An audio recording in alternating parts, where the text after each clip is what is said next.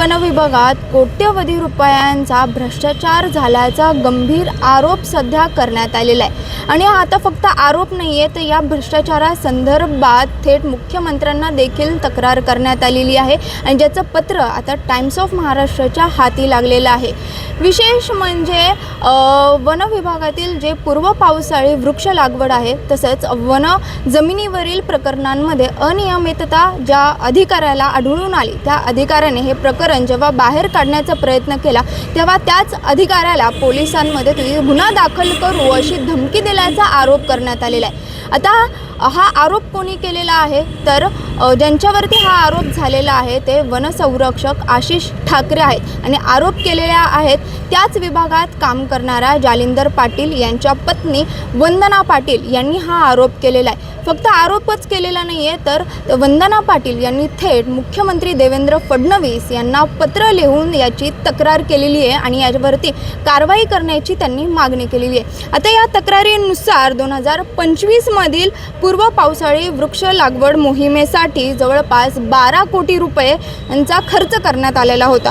मात्र कंपोस्ट खत, वर्मी compost, side bunding आणि JCBद्वारे करण्यात आलेल्या खोदकामांमध्ये प्रत्यक्षात काम कमी खर्च जास्त असल्याचा आरोप जो आहे तो त्यांच्याकडून करण्यात आलेला आहे। तसंच या गैरव्यवहाराबाबत जेव्हा माहिती देण्यासाठी संबंधित साईटची जेव्हा पाहणी करण्यासाठी आशिष ठाकरे यांना सांगितलं गेलं किंवा त्यावेळेस आशिष ठाकरे यांनी संताप व्यक्त करत पोलिसांना बोलावून तुझ्यावरती गुन्हा दाखल करेल अशी धमकी दिल्याचा आरोप जो आहे तो वंदना पाटील यांनी आशिष ठाकरे यांच्यावरती केलेला आहे।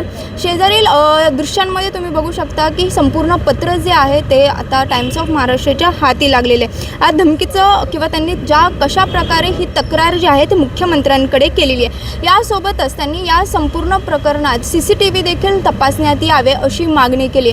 या व्यतिरिक्त 2024 मधील बदली प्रक्रियेत देखील आर्थिक अनियमितता झाल्याचा मोठा आरोप जो आहे तो वंदना पाटील यांनी केलेला आहे। त्यामुळे या प्रकरणाची देखील स्वतंत्र अशी चौकशी व्हावी अशी मागणी त्यांनी केलेली आहे। वन विभागातील या कोट्यवधी रुपयांच्या भ्रष्टाचारासंदर्भात जे आहे ते सध्या आरोप जे आहे ते करण्यात आलेले आहेत। त्याच्यामुळे या प्रकरणामुळे वन विभागातील कारभार सध्या चांगल्याच चर्चेत आलेला आणि या कारभारावरती सध्या चांगलेच प्रश्न जे आहेत ते उपस्थित होताना आपल्याला पाहायला मिळते।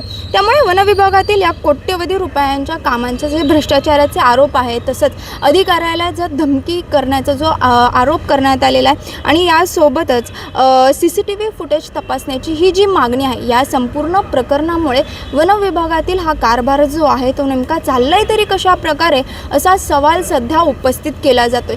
त्याच्यामुळे शासन स्तरावरती या प्रकरणाची कशा प्रकारे दखल घेतली जाते हे पाहणं आता महत्त्वाचं असेल। यासोबतच आता वनसंरक्षक आशिष ठाकरे या संदर्भी नेमकी काय प्रतिक्रिया देतात, ते त्यांची नेमकी कशा प्रकारे बाजू मांडतात हे पाहणं देखील आता महत्त्वाचं असणार आहे। शिवानी लकडे, टाइम्स ऑफ महाराष्ट्र, पुणे।